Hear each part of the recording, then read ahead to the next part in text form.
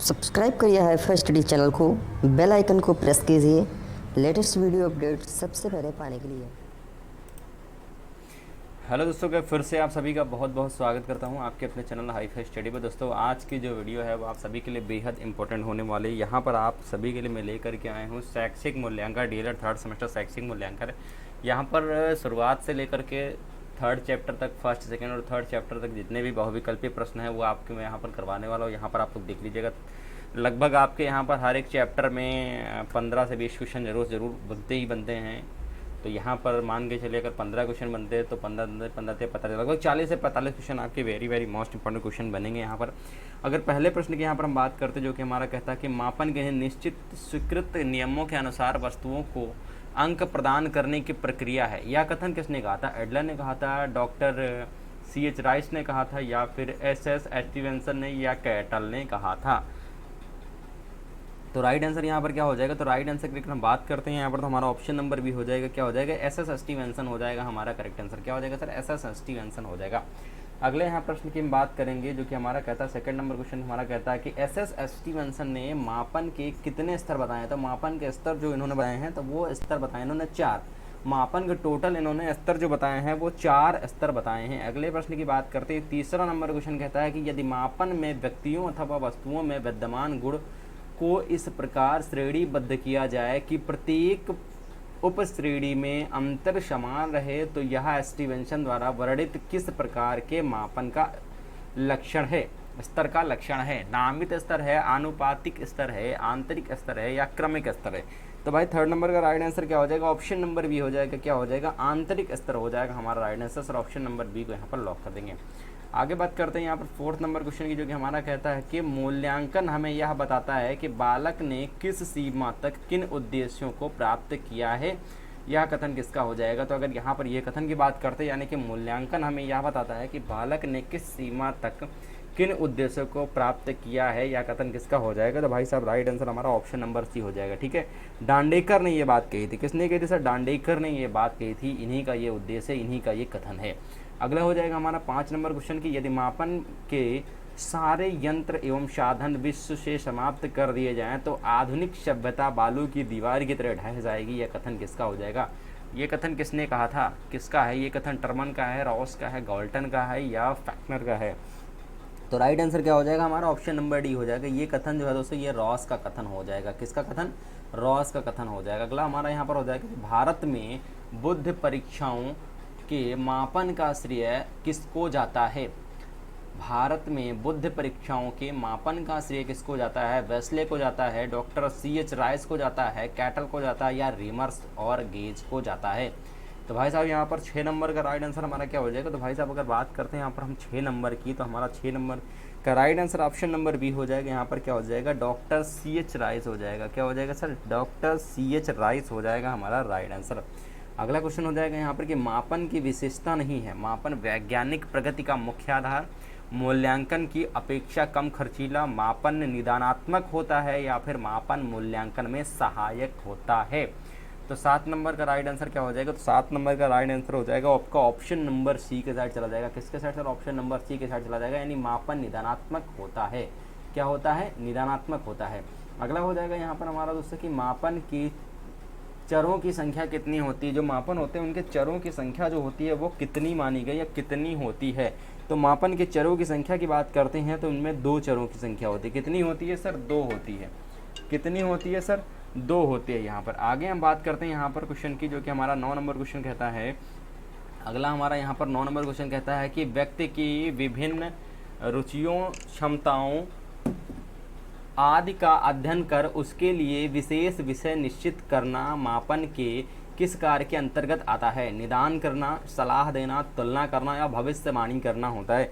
तो भाई right answer यहाँ पर 9 नंबर का हो जाएगा हमारा सलाह देना होता है। यहाँ पर क्या हो जाएगा? सलाह देना। किसके अंतर्गत आता है? सलाह देने के अंतर्गत आता है।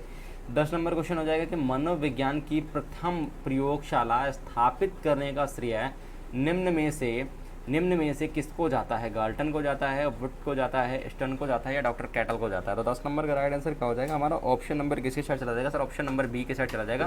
वुंट हो जाएगा हमारा करेक्ट आंसर। ठीक है ना, ऑप्शन नंबर बी के साइड चला जाएगा, वुंट हो जाएगा।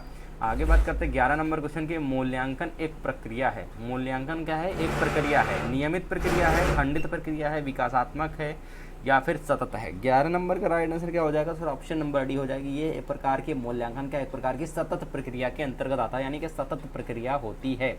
ठीक है, नेक्स्ट क्वेश्चन यहाँ पर 12 नंबर हो जाएगा कि सामान्यीकृत मापन का दूसरा नाम क्या हो जाएगा? सामान्यीकृत मापन का दूसरा नाम देखिए भौतिक, एक तो आपका भौतिक मापन होता है, एक मानसिक होता है, एक इप्सेटिव मापन होता है, या फिर इनमें से कोई नहीं। तो यहाँ पर सामान्यीकृत की बात की गई, यानी सामान्यीकृत मापन का दूसरा नाम क्या हो जाएगा? तो सामान्यीकृत मापन का जो दूसरा नाम हो जाएगा वो हो जाएगा आपका मानसिक मापन होता है। सामान्यीकृत यानी कि मानसिक मापन हो जाएगा। अगला हो जाएगा यहाँ पर हमारा दोस्तों कि विभिन्न व्यक्तियों के मध्य अंतर एवं समानता ज्ञात करके मानकीकृत परीक्षण का प्रयोग करना मापन के किस कार्य के अंतर्गत आता है? आविष्कार करना, भविष्यवाणी करना, तुलना करना या फिर सलाह देना। तो 13 नंबर का राइट आंसर आपका यहीं पर हो जाएगा भैया तुलना करना, यानी कि यहाँ पर किसके अंतर्गत आएगा? तो भैया तुलना के अंतर्गत आएगा। ये अभी एक बार और आपको बताया जा चुका। मापन होता है, देखिए मापन क्या होता है? मूल्यात्मक होता है, तुलनात्मक होता है, मात्रात्मक होता है या गुणात्मक होता है? तो भैया मापन जो होता है वो आपका क्या होता है? ये आपका मात्रात्मक होता है। क्या होता है? मात्रात्मक होता है। कितनी मात्रा है? यहाँ पर मूल्यांकन की सहायता से परीक्षण प्राप्तांकों की व्याख्या है तो प्रासंगिक मानकों का निर्माण करना मूल्यांकन के निम्न उद्देश्य एवं कार्य के अंतर्गत आता है। मानकीकृत निर्देशन, ज्ञान की जांच या व्यक्तिगत विभिन्नताओं की जानकारी। तो भाई 15 नंबर का राइट आंसर यहाँ पर ऑप्शन नंबर ए हो जाएगा। क्या हो जाएगा यहाँ पर? ऑप्शन नंबर ए हो जाएगा, मानकीकरण।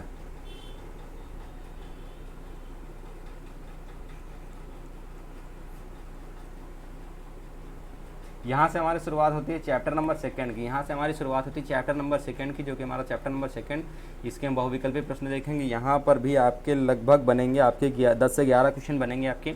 पहला क्वेश्चन हो जाएगा यहाँ पर कि मापन सतत एवं व्यापक मूल्यांकन योजना में NCERT ने एक शैक्षिक सत्र कोर्स को कितने सेमेस्टर में विभाजित किया है? शैक्षिक सत्र कोर्स को NCERT ने कितने सेमेस्टर में विभाजित किया है? तो कितने सेमेस्टर में विभाजित किया है? तो इसने 2 सेमेस्टर में विभाजित किया है। कितने सेमेस्टर में? 2 सेमेस्टर में शैक्षिक सत्र को। अगला हो जाएगा यहाँ पर हमारा कि मूल्यांकन संबंधित होता है संज्ञानात्मक पक्ष से, क्रियात्मक पक्ष से, भावात्मक पक्ष से या उपरोक्त सभी। तो मूल्यांकन संबंधित होता है, जो मूल्यांकन है वो संबंधित होता है। देखिए ज्ञानात्मक पक्ष से भी संबंधित होता है, क्रियात्मक से भी संबंधित होता है, भावात्मक से भी संबंधित होता है। इस वजह से राइट आंसर उपरोक्त सभी हो जाएगा यहाँ पर। अगला हो जाएगा यहाँ पर कि शिक्षा एवं मूल्यांकन दोनों चलने वाली प्रक्रियाएं हैं। शिक्षा एवं मूल्यांकन दोनों चलने वाली प्रक्रियाएं हैं, अलग अलग, एकांतर, साथ साथ या सापेक्षात्मक। तो भैया 3rd नंबर का राइट आंसर क्या हो जाएगा? ऑप्शन नंबर सी हो जाएगा, साथ साथ चलने वाली प्रक्रियाएं होती हैं। दोनों साथ साथ चलने वाली, फिल इन द ब्लैंक, दोनों साथ साथ चलने वाली प्रक्रियाएं होती हैं। अगला हो जाएगा यहाँ पर 4th नंबर की भावात्मक पक्ष के स्तर से संबंधित है। भावात्मक पक्ष के स्तर से संबंधित है, तो यहाँ पर क्या इससे संबंधित है? यहाँ पर आपका ग्रहण करना भी इससे संबंधित होता है, मूल्य आंकना भी होता है, अनुक्रिया करना भी होता है। राइट आंसर आपका उपरोक्त सभी हो जाएगा। 5 नंबर क्वेश्चन कहता है कि डॉक्टर BM ब्लूम ने संज्ञानात्मक पक्ष के उद्देश्यों को कितने वर्गों में, कितनी कैटेगरीज में वर्गीकृत किया है? 2 में, 5 में, 4 में, 6 में। तो भाई राइट आंसर यहाँ पर क्या हो जाएगा? 5 नंबर का राइट आंसर आपका हो जाएगा ऑप्शन नंबर डी हो जाएगा। यहाँ पर कितने वर्गीकृत किया है, कितने वर्गों में वर्गीकृत किया है? तो 6 वर्गों में वर्गीकृत किया है। अगला हो जाएगा यहाँ पर कि विश्लेषण का संबंध है कौशलात्मक पक्ष से, ज्ञानात्मक पक्ष से, भावात्मक पक्ष से या फिर इनमें से कोई नहीं। तो विश्लेषण का संबंध जो हो जाएगा वो आपका हो जाएगा ऑप्शन नंबर बी। किस किस से संबंधित हो जाएगा? तो ज्ञानात्मक पक्ष से संबंधित हो जाएगा। 7 नंबर क्वेश्चन, ज्ञानात्मक पक्ष का उच्चतम स्तर क्या हो जाएगा? ज्ञानात्मक पक्ष का उच्चतम स्तर जो आपका हो जाएगा वो हो जाएगा आपका ऑप्शन नंबर ए, मूल्यांकन हो जाएगा। ठीक है, क्या हो जाएगा सर? मूल्यांकन हो जाएगा राइट आंसर। 8 नंबर हो जाएगा यहाँ पर कि डॉक्टर ब्लूम तथा उनके सहयोगियों ने भावात्मक पक्ष के शैक्षिक उद्देश्यों को कितने वर्गों में बांटा है? तो 2 वर्गों में, 4 वर्गों में, 6 वर्गों में या फिर 5 वर्गों में। तो भैया 8 नंबर का राइट आंसर क्या हो जाएगा? तो 8 नंबर का राइट आंसर आपका ऑप्शन नंबर बी हो जाएगा। कितने वर्गों में बांटा सर? 6 वर्गों में इन्होंने बांटा था। नेक्स्ट हो जाएगा यहाँ पर कि अनुक्रिया को कितने स्तर हैं? अनुक्रिया के कितने स्तर माने गए हैं, कितने स्तर बताए जाते हैं अनुक्रिया के? तो अनुक्रिया के टोटल 3 स्तर बताए जाते हैं। वो कौन कौन से? अगर आपको पता है तो जरूर कमेंट सेक्शन में बताइएगा। 10 नंबर क्वेश्चन हो जाएगा कि उद्दीपन तथा उत्तेजना किसका प्रथम चरण है। उद्दीपन तथा उत्तेजना किसका प्रथम चरण है, भावात्मक पक्ष का, कौशलात्मक का, ज्ञानात्मक का, या फिर इनमें से कोई नहीं। तो भैया 10 नंबर का राइट आंसर क्या हो जाएगा, 10 नंबर का राइट आंसर आपका ये जो उद्दीपन या उत्तेजना है ये कौशलात्मक पक्ष का एक प्रथम चरण माना जाता है। अगला हो जाएगा यहाँ पर हमारा कि मूल्यांकन प्रक्रिया में कौन कौन से अंग होते हैं। तो भैया मूल्यांकन प्रक्रिया जो होती है उसमें कौन कौन से अंग होते हैं, शिक्षण उद्देश्य होते हैं, व्यवहार परिवर्तन होते हैं, अधिगम क्रियाएं या अनुभव होता है, या उपरोक्त सभी होता है। तो भाई साहब अगर बात करते हैं यहाँ पर मूल्यांकन प्रक्रिया में कौन कौन से अंग माने गए हैं, तो मूल्यांकन प्रक्रिया में जो अंग माने गए हैं वो आपका देखिए व्यवहार परिवर्तन भी मूल्यांकन के अंतर्गत ही आता है, और एक आपका शिक्षण उद्देश्य जो है ये भी आपका मूल्यांकन के अंतर्गत ही आता है। अधिगम क्रियाएं जो होती हैं या अनुभव की बात करते हैं यहाँ पर, तो ये तीनों आपके मूल्यांकन प्रक्रिया के अंतर्गत आते हैं। जैसे हमारा right answer option number D हो जाएगा। यहाँ से शुरुआत करते हैं हम लोग अपने थर्ड चैप्टर के जितने भी बहुविकल्पीय प्रश्न बनते हैं थर्ड चैप्टर में आपके लगभग बनेंगे 12 से 13 क्वेश्चन आपके बनेंगे, वो सारे हम लोग देखने वाले हैं। पहला क्वेश्चन हो जाएगा कि परिणात्मक मूल्यांकन के अंतर्गत आता है। परिणात्मक मूल्यांकन के अंतर्गत जो आता है वो आपका देखिए लिखित परीक्षा भी आती है, मौखिक परीक्षा भी आती है और प्रयोगात्मक परीक्षा भी आती है। परिणात्मक मूल्यांकन के अंतर्गत तभी परिणाम आता है यहाँ पर, ठीक है। परिणाम कब आएगा, जब लिखित परीक्षा आपकी होगी, मौखिक परीक्षा होगी और प्रयोगात्मक होगा, तभी आपका आएगा। इस वजह से राइट आंसर ऑप्शन नंबर यहाँ पर डी हो जाएगा। आगे बात करते हैं यहाँ पर सेकंड नंबर की, प्रायोगिक मूल्यांकन को कितने भागों में बांटा जा सकता है। तो प्रायोगिक मूल्यांकन जो होता है उसको टोटल हम लोग 2 भागों में बांट सकते हैं। कितने भागों में, 2 भागों में बांट सकते हैं। अगर पता है तो जरूर आप लोग बताइएगा। अगला क्वेश्चन यहाँ पर थर्ड नंबर हो जाएगा कि गुणात्मक मूल्यांकन के अंतर्गत शामिल हैं। गुणात्मक मूल्यांकन के अंतर्गत शामिल है प्रश्नावली, जांच सूची, साक्षात्कार या उपयुक्त सभी। तो थर्ड नंबर का राइट आंसर क्या हो जाएगा, तो भैया थर्ड नंबर का राइट आंसर आपका यहाँ पर देखिए, यहाँ पर आपका प्रश्नावली भी हो जाएगा, जांच सूची और साक्षात्कार भी हो जाएगा, यानी तीनों हो जाएंगे, उपयुक्त सभी हो जाएगा। अगला हो जाएगा यहाँ पर हमारा फोर्थ नंबर क्वेश्चन क्या हो जाएगा कि उत्तरदाताओं की संख्या के आधार पर साक्षात्कार होते हैं। उत्तरदाताओं के संख्या के आधार पर साक्षात्कार होते हैं। कितने साक्षात्कार होते हैं, 6 होते हैं, 4 होते हैं, 3 होते हैं या फिर 2 होते हैं। तो फोर्थ नंबर का राइट आंसर आपका यहाँ पर हो जाएगा 2 होते हैं। कितने होते हैं सर, 2 होते हैं। पांचवा नंबर क्वेश्चन कहता है यहाँ पर कि साक्षात्कार आमने सामने होने वाला वह वार्तालाप है जिसका उद्देश्य तथ्यपूर्ण सूचना प्राप्त करना होता है। कथन है, चैपलिन का है, वाइटलेस का है, गुडे एवं हॉट का है, या फिर मैकोबी एवं मैकोबी का है। तो भैया 5 नंबर का राइट आंसर आपका ऑप्शन नंबर ए हो जाएगा, चैपलिक हो जाएगा यहाँ पर, ठीक है। चैपलिक हो जाएगा आपका राइट आंसर। आगे बात करते हैं यहाँ पर 6 नंबर क्वेश्चन कहता है कि उद्देश्यों के आधार पर साक्षात्कार कितने प्रकार का होता है। तो उद्देश्यों के आधार पर साक्षात्कार जो होता है वो आपका, उद्देश्यों के आधार पर जो साक्षात्कार होता है वो आपका 3 प्रकार का होता है। कितने प्रकार का होता है सर, 3 प्रकार का आपका होता है। नेक्स्ट हो जाएगा आपका यहाँ पर 7 नंबर क्वेश्चन। 7 नंबर क्वेश्चन यहाँ पर कहता है कि आंकलित मूल्यांकन का दूसरा नाम है। आंकलित मूल्यांकन का दूसरा नाम क्या हो जाएगा, संरचनात्मक मूल्यांकन हो जाएगा, या योगात्मक, की परिणात्मक, या फिर गुणात्मक हो जाएगा। तो आंकलित की यहाँ पर बात की गई है, तो भैया आंकलित का क्या हो जाएगा, यहाँ पर आपका सिर्फ और सिर्फ योगात्मक मूल्यांकन के अंतर्गत आता है, यानी इसका दूसरा नाम ही योगात्मक मूल्यांकन होता है, आंकलित मूल्यांकन का। नेक्स्ट हो जाएगा यहाँ पर 8 नंबर की, रचनात्मक मूल्यांकन को ... भी कहते हैं। क्या कहते हैं, रचनात्मक मूल्यांकन को एक और नाम से जानते हैं। यहाँ पर अगर दूसरा नाम रख सकते हैं या फिर आपको यहाँ पर खाली स्थान दे देंगे, उसमें आपको फिल करना होगा। दोनों तरीके से आपको ये पूछा जा सकता है। तो यहाँ पर दूसरा नाम क्या हो जाएगा, या फिर खाली स्थान, मतलब इसको कहते हैं, क्या कहते हैं, तो इसको भैया कहते हैं यहाँ पर हम लोग संरचनात्मक मूल्यांकन कहते हैं, रचनात्मक को।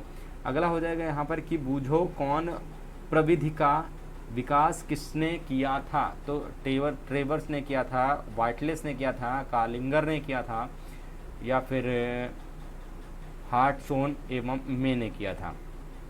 तो भैया राइट आंसर 9 नंबर का क्या हो जाएगा, 9 नंबर का राइट आंसर आपका यही हो जाएगा, ऑप्शन नंबर डी, हार्टसोन एवं मे ने किया था।